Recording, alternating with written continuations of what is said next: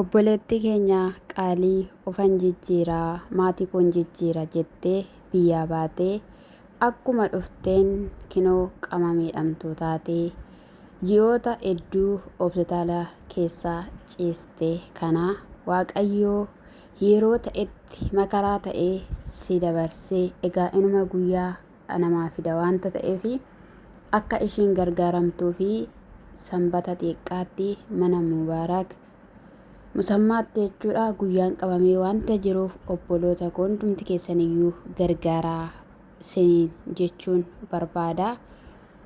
Egaa baay'ee ulfaata. Ani waa'ee shamarree biyya Arabaa dhufee argeen quuqamuu dubbachuu eegalee jechuudha. Waa'ee isaanii an dubbadhee haasawee kana jedhee murtootti laachuu hin danda'u. Beektuu ani gaafan jalqaba biyya Arabaa dhufu eessuma koo tokko galaana irratti akkasittiin du'aa jiru amma inni du'ee hangasti du'ee naan jennaan lakkeessumee koo achuma dhaqee du'uun qaba malee hojii jiruun dirqama natti ta'a jedheenanii manaa bahee jechuudha. Dhufee garuu jechuudha rakkina isaan dabarsan gidiraa isaan dabarsan beela isaan dabarsan cinqii fi madaa isaan dabarsan tokko lama jedhee arge. Ayyee dhukkubsataniiyyuu osoo hin taane beelaaniyyuu osoo hin taane fayyaa qabaatanii nagaa qabaatanii manicha keessa osoo nyaanni jiruyyuu osoo bishaan jiruyyuu cinqatii mana madaamii danda'u jechuun wanta salphaa miti obboloota kiyyaa qaalii. Obboleettiin kun nagaa Waaqayyoo isiniidhaaf haa baay'atu egaa bakka jirtanitti. Haa ta'u malee wanti mucayyoo kana yookiin immoo akkamitti kun hundumtuu akka irra ga'e akkuma isaan jedhan ta'u nama sana godhe ta'u wanti beekamu hin jiru. Obboleettii kana duraa hojjettuu numti biiroo keessaa ajjeestee gara biyyaatti osoo reenfa ishiin galiin awwaalanii dhossanii iyya meeqaan waa meeqaan reenfi gara biyyaa galee argitaniitoo jirtu. Argitaniitoo jirtu. Anaan dhugaa dubbachuuf haadha koo lafeen koo siifaa cabu baay'ee tokko na dhukkube. Ani edda gaafa isheen haala sanaadhaan dhufteeti karaa tiktookii kootii dhugaa dubbachuudhaaf dubbachuullee baadhu viidiyoo ishirratti nan hojjedha jechuudha. Ani galteetti ittan beeka. Biyyatti imalteetti ittan beeka malee as jirtitti iyyuu hin beeku. Maaliif jennaan hundumtiyyuu cal jedhameera waanta ta'eef amma garuu dubbachuutti eegalte. Yeroo darbe akkas jette ani mataa qaban ture mataan koo narraa dhumee jira isa biraan as keessan jira ani fayyaan qabu nagaan qabu isa fayyaa qabuyyuu hin gargaartu maaloo yoo ijja qabaattan yoo harka qabaattan yoo fayyaa qabaattan na gargaaraatii gara biyya kootii na galchaa jette. Inni ishiin kana jette baay'ee laphee nama tuqa baay'ee nama dhukkuba. Maaliif jennaani namoota baay'ee miidiyaa kanarra jira bebbeekamtoota baay'eetu miidiyaa kanarra jira. Oromoon akka waliin jabeessinee fi akka waliin hin guddifnee fi hojii guddaatu irratti hojjetame. Oromoo irratti hojii guddaatu irratti hojjetame. Ilaalaa saba biraa har'a kanuma yuutuubii kana hojjennu ilaalaa akkatti wal jajjabeessan akkatti wal dammaqsan akkatti waliif viidiyoo taphachiisan keenya immoo laayikii yoo osoo hin godhin ilaalee keessaa baay'aa obboloota koo dhugaa dubbachuudhaaf taanaan jechuudha. Dhugaa Waaqayyo gubbaa kana nuuf abirmatu. Haala sanadhaan namoonni baay'een ijoollumti biyya Arabaa garaagaraa dargaggoonni biyya Arabaa jiran warra feemasoota warra bebbeekamoo irratti mucayyoo suura ishirra kaanii hojjennan lafa jiranii dammaqanii gargaarsa akka ta'uu fi guyyaa baasaniitoo jiru jechuudha. Guyyicha irratti immoo chinkoo qabdumaaf hin taane gargaari. Dhugaan siin jedhe maal beenna nuti har'akkoo fayyaa qabna nagaa qabna jennee boru wanta ta'u taanu hin beennu. Wanta taanu hin beennu sa'aatii sekendii kana keessatti wanta taanu hin beennu obboleettii koo dhugaa dubbachuudhaaf taanaan jechuudha. Anarraa miila qaba miilli koo nagaadha garuu ittiin qoramaa na dhukkuba nan jira.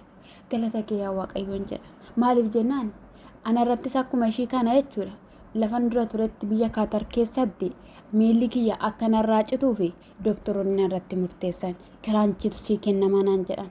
Dhugaa Waaqaa jiraataa du'een bada malee miilli koo incituun jedhe. Incitu Itoophiyaawii naa fidaniitu akkan toroggomuuf taasifna incituun jedhanii nan dide jechuudha. Biyya Kaatar immoo ani baay'een jaalladha. Maaliif jennaan namni ishii yoo seexana taateyyuu madamana kun beektaan beektu jechuudha. Inni iddoo hundumatti jechuudha. Garuu biyyattii keessatti natsaaninnatiin jira jechuudha. Kanaaf na gaafatanii nan dide jechuudha. Har'a garuu an nama maali? Mucayyoon kun fayyaa manaa baate hojjattee galii ishii agarsiiftee hin jiru. Nagaa namni manaa bahee akkana ta'a. Aroopilaaniyyaa biyya ishii duwwaadhaanii galabbaxama moo ishii duwwaadhaan kufa. Wayyaa nama. Namni ijoo koo ajaja daabiloos fudhatee ba'a. Karoora daabiloos fudhatee baheetu sinirratti murtoo fudhata. Dhugaa dubbachuudhaaf taanaan jechuudha. Namoonni baay'een jechuudha. Qarshiin ilaalaniitu jireenya bara baraa isaaniitti fakkaateetu haadhoo isaanii dabarsanii kennu. Ani waan baay'ee argeera obboloota dhugaa dubbachuu waan baay'ee jechuudha. Ani waggaa lamaan kana gubadhee buba'ee jennaaniin biiroo keessaa akkaan deebi'u bilbilaan hojiidhaan dhuftee gadi taa'ee hojjedhu jedhame. Akkattiin hojjedhu hin qabu. Dubartittiin qaallichaa turte. Halkan keessaa sa'aatii 4 baatee hanga sa'aatii 8tti callee warrarrabdee turte. Ammasitti immoo an taa'een ishee eegan ture. Isa biraan kun seexan immoo beektu kun maaf akkas ta'ee sun maaf akkas ta'e. Gubadhee buba'ee lubbuun na keessaa bahuudhaaf jennaan yabeela mana sanaa isinitti himuu hin danda'u. Yaa dheeba mana sanaa isinitti himuu hin danda'u. Yaa ciqicidhii mana sanaa ani bara koo keessatti jechuudha argee hin beeku jechuudha. Ani dhugaa akka nama tokkotti dandeessuudha. Isinitti meeraa dhukkuba waggaa 7 baatanii taa'u jechuun inni ulfaata. Garuu immoo galata Waaqayyoo wanti hundumti koo irra jira na qorti malee seexan. Kanaaf obboleetti koo kana jiruu ishii kana caalaa jiruu haadhoo kootii kana caalaa du'a wayyaaf ture. Maaf lubbuu ishiitti faraddee naan jechuu dandeessu? Du'a wayyaaf ture yaa obboleetti koo. Lafeen koo siifaa cabu dhugaa. Bu'anii na awwaalu turan. Umurii ishii kana laalamee duudaa cuucii Waaqaa yaa biyyaa. Haadhaaf madaa, abbaaf madaa, ofii ishiitiif hidhii xuuxaa mimmaan utuu irraan qooriin bara ishii fixxi. Marree duuta alamii miti duuti. Duuti gammachuu miti.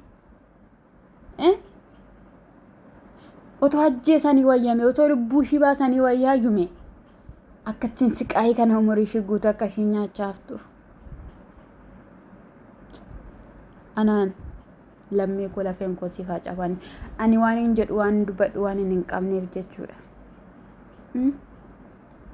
Nagaan sinirraan fudhatamiin. Nagaan dhabiinaa yaa obboloota koo. Nagaa qabaannaan dabqitanii nyaattu. Nagaa qabaannaan bar tokko namni waa sin gargaareet isumaan miixattanii keessaa baatu. Nagaa garuu eenyuyyuu sinii kennuu hin danda'u.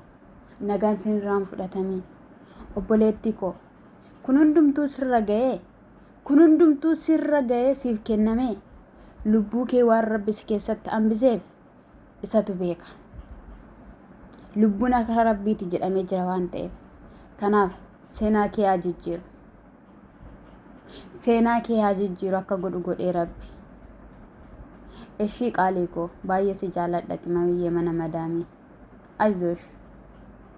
Aizosh ishii gara biyya keetiin galta beekamaadha. Garuu immoo jiruu biyya abbaa kootis waan beekudha waan ta'eef aizosh. Amma si gochuu hin dandeenye. Si gargaara Waaqayyo. Sareen biyya ormaa nama nyaachuu irra immoo sareen biyya abbaa ofii nama nyaachuu wayya ishii. Akka baay'een si jaalladhaa dhokku. Kaayeffattee manaa baate murteeffattee manaa baateet akkana ta'uun kee baay'ee natti dhaga'ama. Oromoon boo'u malee homaan beeku waan ta'eef hin boonye ishii. Beekamtoota nuti boo'ichaan. Nagaa ta'e dhugaa Waaqayyoo.